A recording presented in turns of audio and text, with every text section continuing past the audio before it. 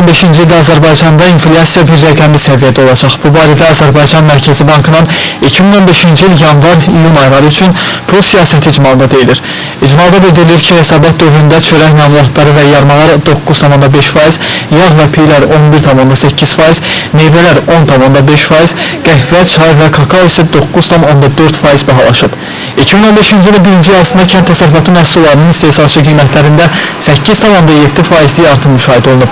İcmalda qeyd edilir ki, xarici ticarət tərəfdaşı olan ölkələrdə orta illik inflyasiya 8,2% təşkil edib. Azərbaycan Mərkəzi Bankının hesablamalarına əsasən 2015-ci ilin yekunu üzrə əsas ticarət tərəfdaşlarında orta illik inflyasiya 7,9% təşkil edəcək. Xatırladaq ki, Dövlət Statistika Komitəsinin məlumatlarına əsasən 2015-ci ilin birinci yarısında orta illik inflyasiya 3,5% təşkil edib. Dövlət Neft şirkəti bu ilin iyul ayında dövlət büdcəsinə 145 milyon 525 min manat vəsait ödəyib.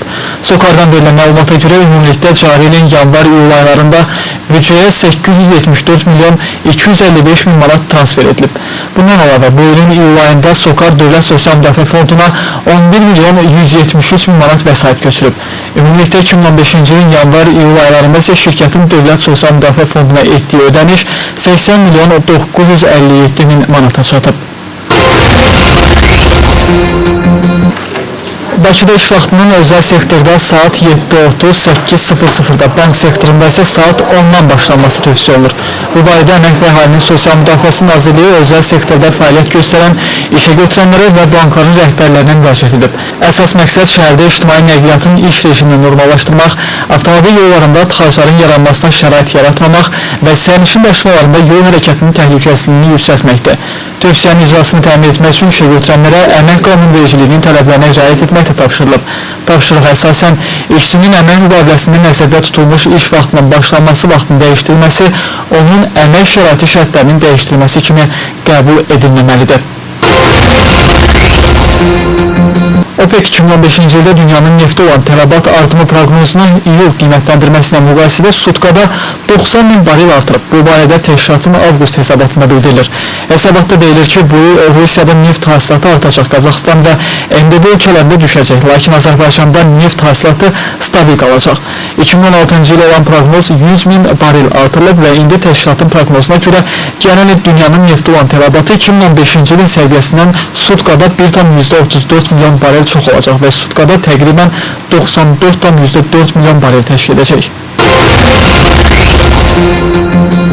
Amerika Birləşmiş Ştatlarının Enerji İnformasiya İdarəsi 2015 və 2016-cı illər üçün neft proqnozlarını dəyişib. Brent neftinin 2015-ci il üzrə qiymət proqnozu 6 dollar aşağı salınaraq 54 dolara, 2016-cı il üçün isə 8 dollar azaldılaraq 59 dolara endirilib. Qiymət gözləntilərinin aşağı salınmasının ən böyük səbəbi İrana tətbiq edilən sanksiyaların aradan qalxması ilə ölkənin neft hasilatını və ixracını artırması ehtimalı göstərilib. Hesabata əsasən İranın 2016-cı ildə neft hasilatı gündəlik orta hesabla 300 min barel artıq olacaq. Enerji İnformasiya İdarəsi Amerika Birləşmiş Ştatlarının neft hasilatı üzrə proqnozunu da dəyişib. Amerika Birləşmiş Ştatlarındakı xam neft hasilatı gözləntisi gündəlik orta hesabla 100 min barel aşağı salınaraq bu il üçün 9,4 milyon barel nəzərdə tutulur. Çin Mərkəzi Bankı dünən yuanı 1,86% devalivasiya edərkən bu qərarın bir dəfəli olduğunu bildirsə də bugün fikrini dəyişib. Mərkəzi Bank milli valyuta yuanı daha 1,62% devalivasiya edib. Beləliklə yuan son 2 gündə 4%-ə yaxın dəyərini itirib. Ekspertlərin fikrincə Çin Bankının yuanın devalivasiya etdirmək qərarı onun üçün müəyyən problem yaradacaq. İlk növbədə nizamlayıcı bank valyuta spekulyantlarına mübarizə aparmağa çalışsa da, lakin yuan məsələsinə təsir etmək cəhdləri əksin olaraq dolların xeyrinə spekulyasiyanın artımına gətirib çıxaracaq. Bundan başqa investorlar Çin valyutası üzrə kerez longlardan çıxmağa davam edəcəklər. Eyni zamanda Çinin əsas ticarət tərəfdaşları da öz valyutalarının devalivasiya etdirilməsinə məcbur olacaqlar. Bu da Çinin yenidən yuanı devalivasiya etdirməsinə səbəb olacaq və beləliklə sonsuz bir dairə formalaşacaq. Neft bazarında qiymətlər müxtəlif istiqamətlərə dəyişir. Amerikanın New York əmtəyi birjasında əraca çıxarılan light markalı qara qızıl 43 dollar 32 sentə təklif edilir. London birjasındakı Brent nefti isə indi 49 dollar 36 sentə satılır. Qiymətli metallar bazarında canlanma var. Qızılın qiymətində artım qeydə alınır. Sarı metalın bir unsiyası 1116 dollar 82 sentə yüksəlib. Gümüş də bahalaşıb, onun qiyməti 15 dollar 33 sentdir. Bugün təkcə mis və alüminium ucuzlaşıb. Onların dəyəri müvafiq olaraq 0,43% və 0,50% aşağı düşüb. Dünya səhm bazarında dinamika mənfidə, aparıcı qiymətli kağızlar hamısı qırmızı zonada qeydarlaşıblar. Amerikanın əsas indeksləri ucuzlaşıblar.